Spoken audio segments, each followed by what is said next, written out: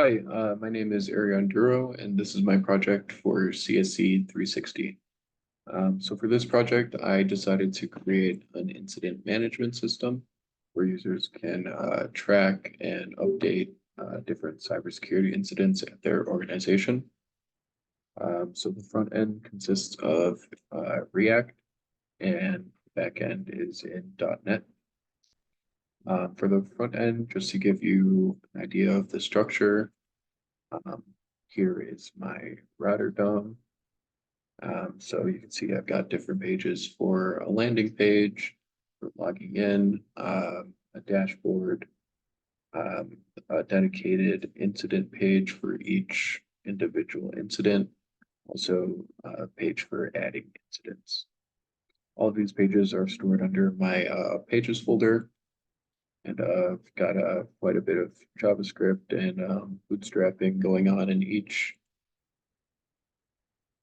Um, I did use some bootstraps that we hadn't learned about in class, such as MDB, but fairly minimally because I came to realize that most of that is paid. But other than that, I also have some components. These are mostly just like widgets and graphs that I spend a bit too much time on. But hey, they look nice. So that's about it for my front end. For the back end, I can show you my Swagger AI API. Um, so these are the different methods I have defined. I've got a get for just dumping all incidents from the database.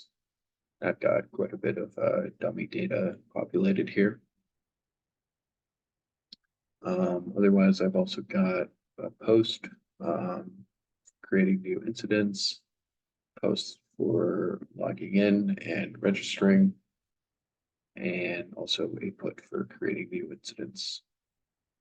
And currently, I will admit I am not completely finished with the authentication on this project. It kind of threw me for a loop. So I may have broken more stuff than I have solved in implementing that, but um, I'll try to show you what I've got so far. So here I have authorization through our API. You can see I'm successfully logged in there. And now when I try to say post an incident, I can create a new one.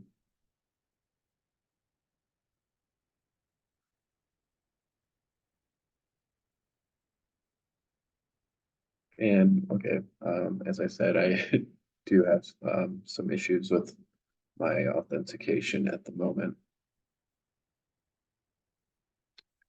But otherwise, for my database,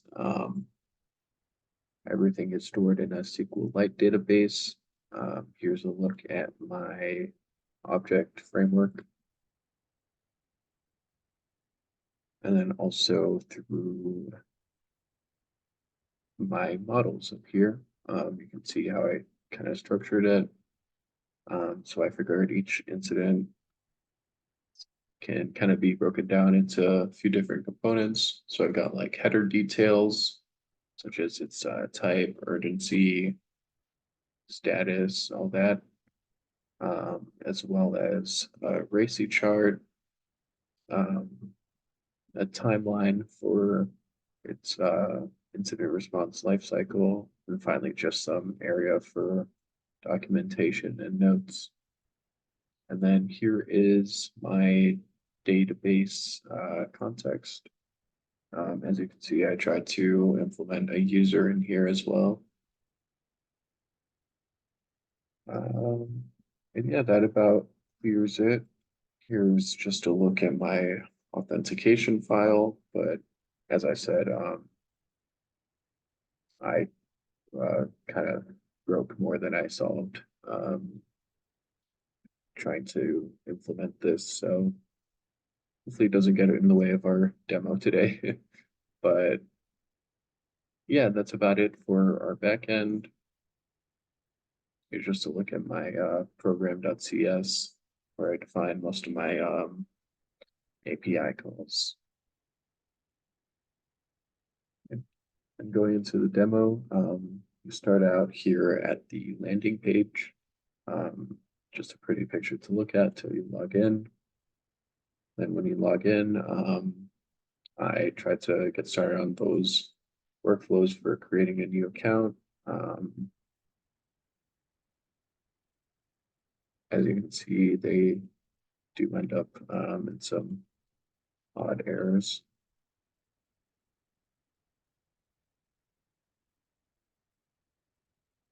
So like this, I'm guessing just type errors, not my strong suit.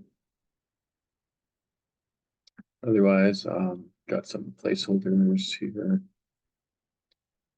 And then finally, this is not actually authenticating, but it is able to redirect towards the dashboard page. So again, that wasn't actual authentication. I don't want to try to hoax anyone here. That was just some pretty straightforward logic. Otherwise, this is our dashboard. First, you've got an area, a button to add a new incident, which takes you to the new incident page. All of this would be editable, except for, of course, the authentication issues that I brought up. But otherwise, they were persisting to my database. So yeah, that was pretty straightforward. I've also got a section for incident alerts here. These show the few most recent unresolved incidents that you should probably get working on if you see these. And again, clicking any of these incidents that you see here will take you to that incidents page, indicated by its ID here. And it will show you all the info for that. These are actually editable, just the description and the notes section. So I don't think I defined authorization on this. So hopefully it should work. And looks like it did. So if we refresh that, yay, we have persistence. And you can also see that being reflected in our database here. This was what, incident 04. So if we take a look at the documentation for number 4, I have to refresh that. Yep, we have our hello world being written to our database there. And once you've had, also in this incident page, you can progress the timeline. So simply click on one of these buttons and it will update it with the current timestamp and update the status of the incident as well. And then you can go back to your dashboard once that's all done. And as you can see, we completed that incident, so it's no longer in our most recent open list. Otherwise, below that, we have some graphs here.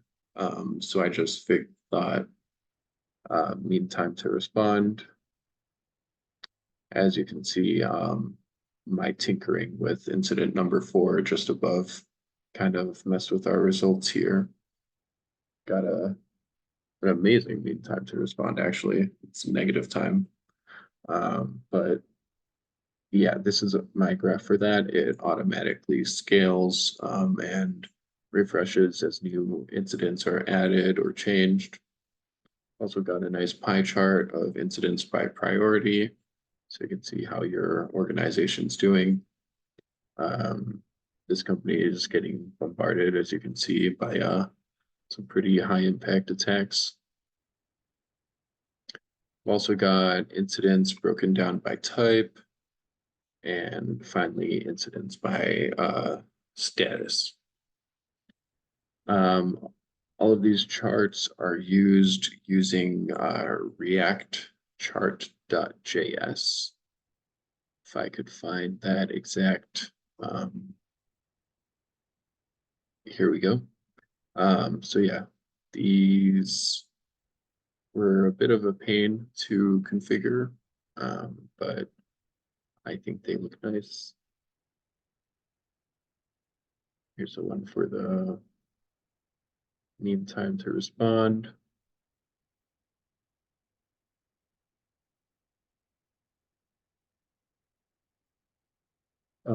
If I had a chance to revisit this, I would most likely have implemented these graphs after I established my database, just so that I wouldn't have to, render all these components and, and just calculate all that data every time. I could probably just streamline that using the database. Otherwise, here is a section just containing all incidents. It's paginated, so this could go on as long as you'd like. Just gives you an overview. And of course, if you click it, you can go ahead and edit that.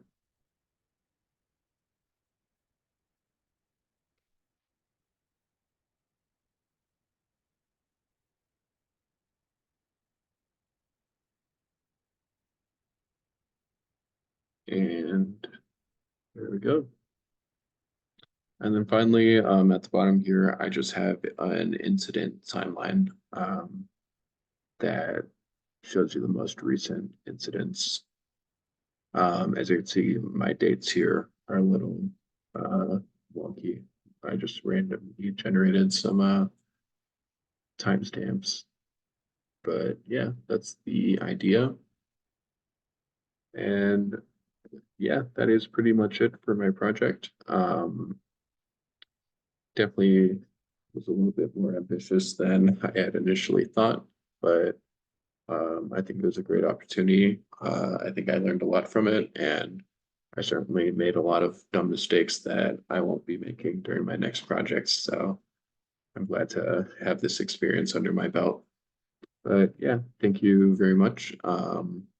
And I hope you have a great summer. Thank you.